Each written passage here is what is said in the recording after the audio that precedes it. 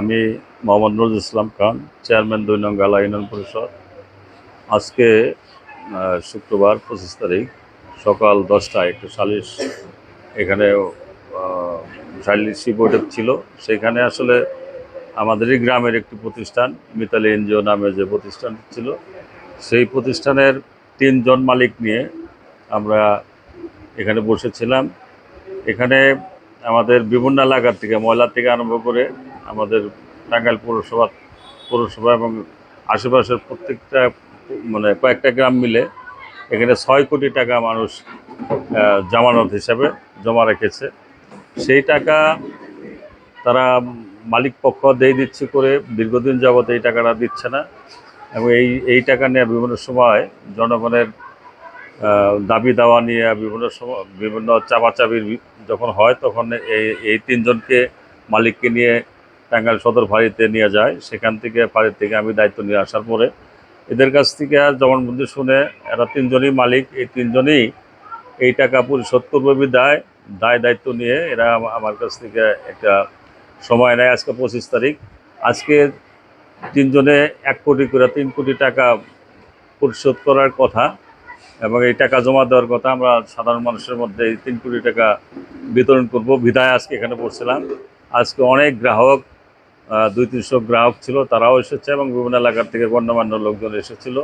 সেখানে ৩ জনেই কোনো টাকা পয়সা নিয়ে আসে নাই। একজন মালিক পক্ষ এখান থেকে পালিয়ে সৌদি আরব পাড়ি জমাইছে। এখন ২ জন আছে, ২ জনের মধ্যে তালবাহানা তুলছে। তা আমরা যেটা চাইছি যে এদের ১ কোটি করে টাকা আমাদের কাছে জমা দিবে, আমরা গ্রাহককে 50% টাকা দিয়ে দিব। সেই সিদ্ধান্ত মোতাবেক আজকে আমরা সমবেত হয়েছিলাম, কিন্তু ওরা টাকা নিয়ে আসে নাই। আজকে আবার ১ মাসের জন্য আবারও টাইম চাইলেন যে আগামী ১ মাসের টাইমের মধ্যে ওরা টাকা নিয়ে হাজির হবে। প্রত্যেকে ১ কোটি করে টাকা নিয়ে ২ জনের ২ কোটি টাকা নিয়ে আসবে। আমরা সেই টাকাটা জনগণের মধ্যে বিতরণ করব। আরেকটা বিষয় হলো যে এনজিওর তো দায়িত্ব সবাই সমান হারে থাকে না। এনজিও ৩ জনের দায়িত্ব, ৩ জনের মধ্যে একজন ছোট বড় থাকে, দায়িত্বের মধ্যে কেউ ম্যানেজিং দায়িত্ব থাকে।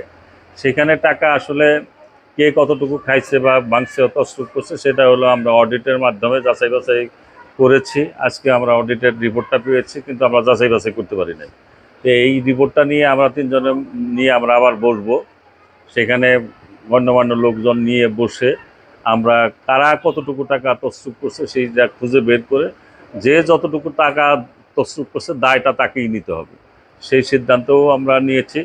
এখন একটু সময়ের ব্যাপার, আমরা ১ মাস পর্যন্ত দেখব। ১ মাস পরে যদি এরা টাকা পয়সা সুন্দরভাবে না পরিশোধ করা না দেয়, তাহলে আমরা পরামর্শ দিয়েছি জনগণকে যে আপনারা আইনের সহায়তা নেবেন, আমরা আপনাদের সাথে থাকব, যে ধরনের সহযোগিতা লাগে আমরা সাথে থেকে সহযোগিতা করব। আসলে মূলত এনজিওটা একটু ৩ জনেই খুব চালাক প্রকৃতির লোকজন। আমাকে যখন পয়লা ডেকে নিল, সেদিন গ্রাহক ছিল, তাদের মিতালি এনজিওর ভিতরে আমরা বসছিলাম। ওই দিনও টাকা পয়সা দিব বিদায় ওরা আবার ওদের উকিল সাহেবদের নিয়ে আসছিল। তো ২টা উকিল এসে বললো যে এনজিওটা আমরা 3 ভাগে বিভক্ত করতে চাই, 3 ভাগে বিভক্ত করে 2 ভাগের টাকা আমরা দিয়ে দিব, এরকম একটা সিদ্ধান্ত আসছিল। সেইখান থেকে দেখা গেল যে ওই 2 ভাগের টাকা যার যার আত্মীয় স্বজনের টাকা পরিশোধ করবো, তাহলে সাধারণ মানুষের টাকাটা কোথায় যাবে? সেই কারণে ওই সময় অনেকেই রাজি হয়েছিল যে ঠিক আছে 2 ভাগের টাকা তোমরা 2 জন দাও, আরেক ভাগ আমরা দেখি। কিন্তু ওরা তখন বললো যে আমাদের যারা লোকজন আছে তারা গ্রুপ ভাগ করছে, ভাগ করে দায়িত্ব নিতেছে। তখন দেখা গেল যে এই হিসাবটা ওদের যেটা চিন্তা চেতনা এটার সাথে মিলে না, এইভাবে তাদের অবমুক্ত দেওয়া যাবে না। সেই জন্য জনগণ ওইটার সাথে একমত পোষণ করে নাই। এখন ওই দিন আমি একটা বসলাম, আর ফাঁড়িতে বসছিল একদিন ফাঁড়ির ইনচার্জ আবু সাইদ সাহেব বসছিলেন, এবং পরবর্তীতে আমি বোধহয় আমার পরিষদে 2 বার না, আমার পরিষদে 2 বার, লাস্ট এইবার 3 বার আমি বসলাম আর কি, 4 বার আমি বসলাম।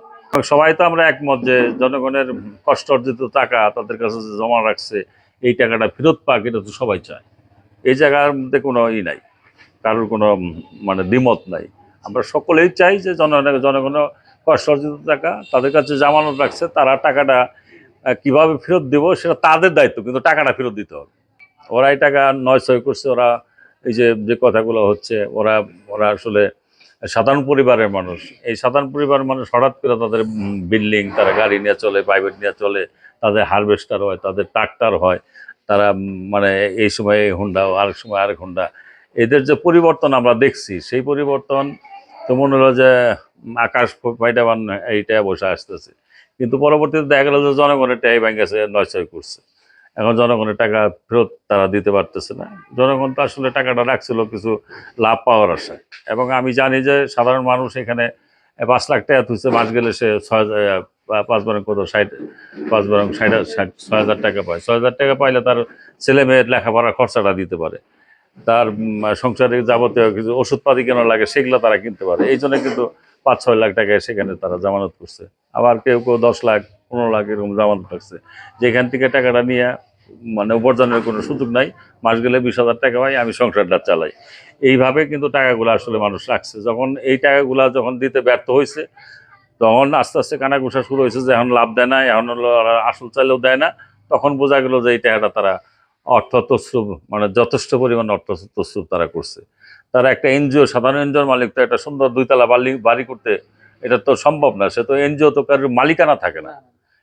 এরা কিন্তু টাকা মাঠে ভালাই রাখছে, এই কারণে ক্ষতিগ্রস্ত নেই। এরা আসলে টাকাটা নিজের মনে করে ভাঙ্গা, মাইস পাবলিকের টাকা ভাঙ্গা বিভিন্ন কাজকর্ম কইরা, বাড়ি গাড়ি কইরা তারা কিন্তু আসলে মূলত ক্ষতিগ্রস্ত হয়েছে। সেই জন্য এরা যাই বলুক, এদের কাছে টাকা আছে এবং সম্পদ আছে, এটা বিক্রি করে তারা টাকা, পাবলিকের টাকা ঋণ পরিশোধ করার সুযোগ আছে।